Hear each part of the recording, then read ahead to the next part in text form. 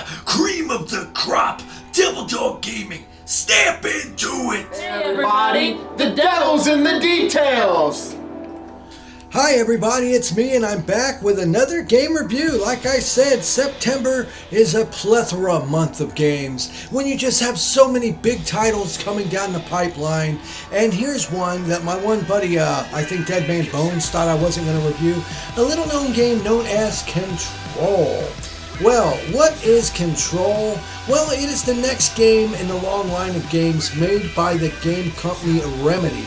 They're best known for their classic games like Max Payne and Alan Wake.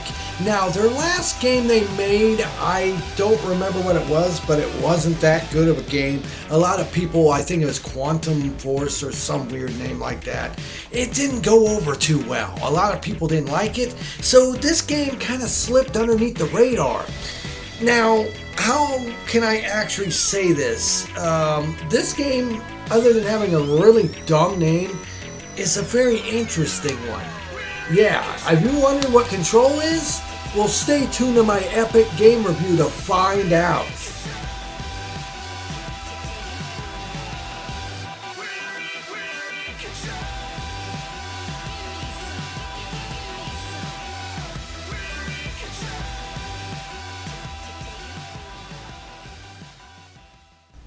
Hello everybody, it's me, Nate, aka Devil Dog, and I'm back with another game review. This time I'm reviewing Control.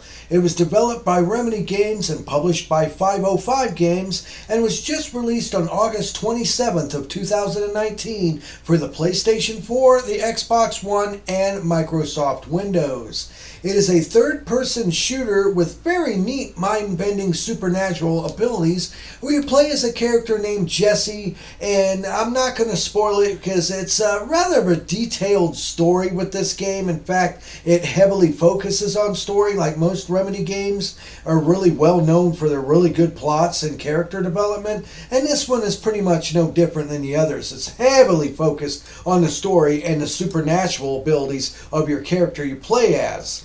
Now, as you play through this game, you're going through this big giant building and you're trying to find a loved one as all kinds of hectic, weird stuff happens. The best way to describe this is almost like Inception meets a good shooter, running gun shooter with the ability of different supernatural abilities and powers.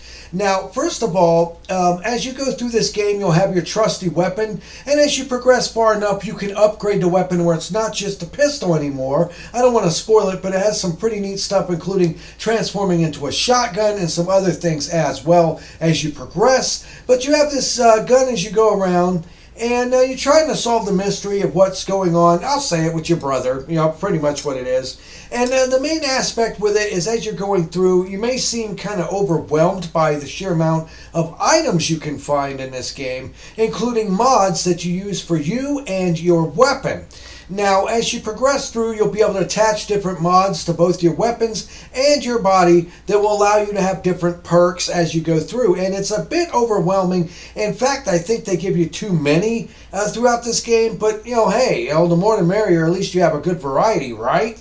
Now, as you level your weapon up, it'll allow for more slots for your weapon mods. And as you level your character up and gain new ability upgrades, you'll get new personal mods that you can attach as well. Everything from, like, say, doing more damage with your weapon to, like, healing your character faster. And trust me, you will need these mods and tweak your character to get through some of these bosses and some of these enemies. They hit pretty hard and fast. Now, the other thing I have to point out about this game is this game doesn't seem to use a cover mechanic. This seems to be one of the first third-person shooters I played in a long time that does not require a cover mechanic. It does have a duck button. By pressing, at least on the PS4, the R3 button down, you can duck and you can hide behind stuff, but since the environments are pretty much totally destructible in this, you kind of constantly got to be on the move. So you can duck for a second to let your gun recharge so you can shoot some more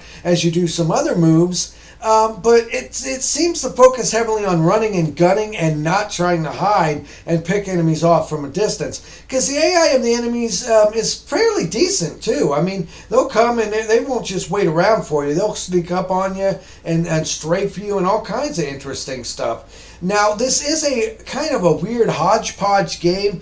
I'm going to call it a very heavy story-focused Metroidvania. And the way that this building is set up, it's huge. And since they play off the supernatural aspect of stuff morphing and moving around, kind of like Inception, you can have like a building that'll have like a room in it. And this room can be like changing on the fly with some really weird effects. And, it can be kind of difficult figuring out where to go. They do an okay job in terms of the story leading you to the next position and where you're supposed to go. But even though you have a map by pressing, I think it's up on the plus pad or triangle, the map's not really that helpful. Mainly because it'll show you a map, but you'll see a room and you're like, okay, I want to get to like this mail room, or I want to get to this computer room. Well, you can't just go to the computer room. You got to go up through these stairs, down a hallway, around the corner, up an embankment, going around and around and around. So it's, these levels in this game are very, very maze-like. And I don't have a problem with that, but it does have some good amount of backtracking in it. The only thing I'd say is the way the pacing is so well done. The backtracking's really not the main issue. I think the main issue I'll talk about in a little bit. Now, the main aspect of this game that really brings it home to having some uniqueness to it is the different special supernatural abilities that you and your enemies will have throughout your adventure. You start off with something rather easy, like you first learn telekinesis. They'll allow you to look at an item and it will glow, and then with hitting the R1 button you can pick it up and pretty much throw it at an enemy. You can throw it in certain areas to complete puzzles and stuff like that. And it's got a charge meter to it, kind of like your gun does too. As long as you let it recharge, you can pick up and throw stuff as weapons and use it to solve puzzles throughout your adventure, which isn't bad. And as you progress, you also get the ability to levitate and fly around for short amounts of time, which is really, really cool. It really does actually help make it to where the way the game is designed, it's made to where the combination of like certain key items you need to progress and certain abilities you need to progress will allow you to open up to get farther through this gigantic ass building. Also, another thing is you end up having it's almost like a shield attack where you can use your ability to grab chunks of the ground and other items and form it like a shield around you to protect you, which is really cool.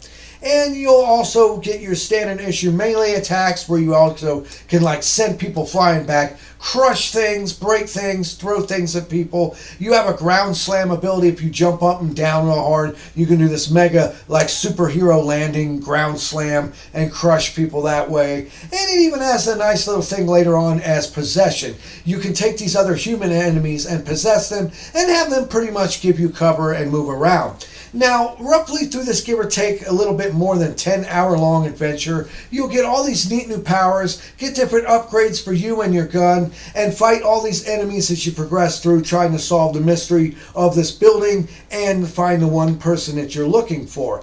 But I do have to point out a couple things about this game, like I said earlier.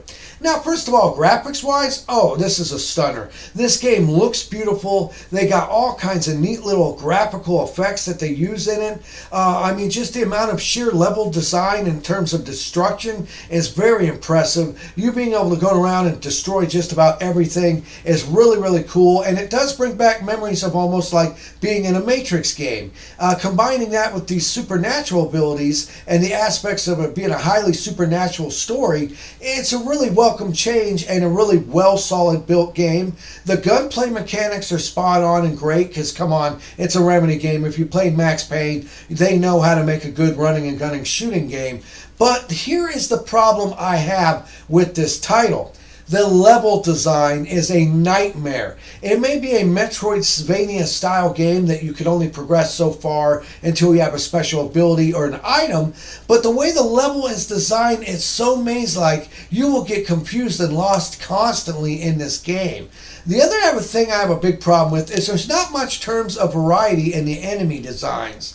You'll fight some cool guys, don't get me wrong, but there's a lot of the same characters throughout this. It could have used a little bit more in terms of enemy design in it. I mean, that's not really a major hindrance. The major hindrance with this game that I gotta point out is two main flaws. First of all, when you die, the load times suck donkey butt. It sucks awful. I'm talking 20, 30 plus seconds of a load time if you're lucky before you can get back in your game. And that really takes you out of the moment. I understand there's a lot going on with them having to reset stuff and things like that. But honestly, the load times are just inexcusable. And the other thing is the checkpoint system sucks. Oh my God, the checkpoint system sucks in this. Let's just say you get to a checkpoint and you clear out an area and you made it wholesome, it morphs back to the normal area and you're supposed to go to the next area. Well, it can take you a good amount of time of getting through this maze-like area to get to the next zone you need to go to while killing all these enemies, and then you fight a boss. Now, guess what happens if you die while fighting that boss? Do you think it would start you back in the room with the boss? No, it starts you all the way back at your last freaking checkpoint that you were at. So there's been many, many times in this game where fortunately all your upgrades and your items and everything like that carry over. But I've had it to where I got to a boss and almost beat him and got killed and got warped all the way back to this damn checkpoint and had to struggle and figure out how to get all the way back to where the boss was to fight him again. And that's unacceptable. In this day and age, why in the hell do they have a checkpoint system that sucks this bad? I mean, once again, it doesn't destroy the game. It's a minor hindrance, but it's something I just honestly have to point out. In the overall quality of the overall polish and the way this game handles and controls and your special abilities and the level design and the neat supernatural aspects are fantastic and top notch. And I definitely recommend that you pick this game up and play it. If you're a fan of a third-person shooter and you're a fan of anything that's got ghosts in it, pretty much. I mean, this is like playing a Max Payne style Ghostbusters sort of game with a lot of inception and stuff going on in it. That's the best way I can describe it. I mean, hands down, the character development and the story is it starts off confusing, but as you go, it's very deep and it's got a really good story. I think the ending kind of fell a little flat for me. It was not a bad ending, but just I expected a bit more for all the setup. There wasn't as much payoff as I was hoping for. And like I said, the level designs are great, but they're just too damn maze-like. They need to work out something better with their checkpoint system. The checkpoint system sucks big time. And they seem to give you way too many mods constantly. But other than that, this is a great game. I can highly recommend it. If you love running and gunning and shooting action, pick this game up. It kind of came out of nowhere because I know their last game, Quantum Break or whatever it was called, people disliked it so much it kind of made people turn away from Remedy. Well, this is a good return to form in terms of a very great, well-built gameplay loop. I mean, it gets repetitive rather quick, but they're constantly throwing such neat eye candy at you and your special moves and abilities that it gets you to play through the game to where you don't have a problem with the repetition. And the only thing I have a problem with, like I said, is the fact that the checkpoint system sucking and the fact that I personally think they kind of went a little too bad with the load time and the fact of all the mods they throw at you. But other than that, those are the only downfalls to this great title. I can highly recommend go and rent it if you have a chance to rent it, or go ahead and pick this game up. This game is actually worth the $60, even though it's only about 10 plus hours long. I enjoyed it, other than the slight flaws of what I said with the checkpoint system and some other minor issues. But the game itself played buttery smooth. It's gorgeous. It controls great. It is a fun, great action game, and I can highly recommend you pick it up. This was Nate, aka Devil Dog, and I want to thank each and every one of you for watching this video. Hit the bell icon to stay updated whenever I release any new videos. Make sure to hit the thumbs up if you like this video. And remember, I always end my videos by saying, have fun, play hard, and remember people, the devil is in the details. Peace out.